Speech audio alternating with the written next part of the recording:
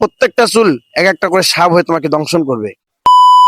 বোনকে বলি, বোন তুমি যে, হ্যাঁ তুমি হালাল ভাবে ঘুরতেছো, স্বামীর সঙ্গে ঘুরতেছো, ওকে ফাইন, কোনো সমস্যা নেই। কিন্তু এই যে মাথার চুল ছাড়ি দেয় বিপর্দাহীন, হ্যাঁ বিপর্দায় ভাবে যে তুমি চলাফেরা করতেছো, এই যে তোমাকে অন্য পরপুরুষরা কিন্তু দেখতেছে, তো এটা কি তোমাদের গুনাহ হচ্ছে না? হ্যাঁ, তো তোমার মাথার চুল যদি কোনো পরপুরুষ দেখে, কিয়ামতের মাঠে ওই মাথার চুল তোমার সাপ হবে। হ্যাঁ, প্রত্যেকটা চুল এক একটা করে সাপ হয়ে তোমাকে দংশন করবে। হ্যাঁ, তাহলে লাভ কি হইলো? হালাল ভাবে ঘুরে লাভ কি হইলো? এখানে যদি হারাম হারাম ঢুকান, হ্যাঁ, সবকিছু তো হারাম করতেছেন। রাস্তাঘাটে বেগানা পুরুষ দেখতেছে তোমাকে, হ্যাঁ, তো এটা কোনো হইলো? এজন্য ঘুরতে যান, ঘুরতে কোনো নিষেধ নেই।